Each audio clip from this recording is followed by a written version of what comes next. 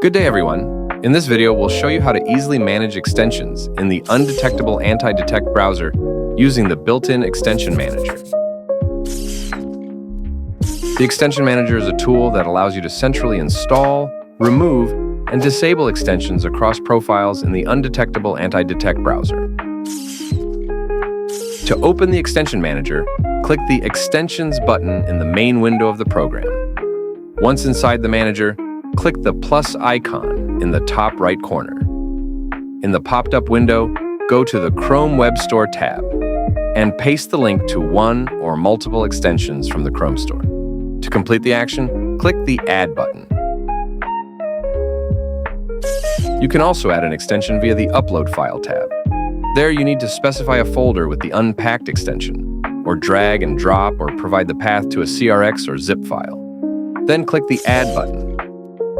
To disable an extension, right-click on the selected extension and choose the Disable option from the popped-up menu.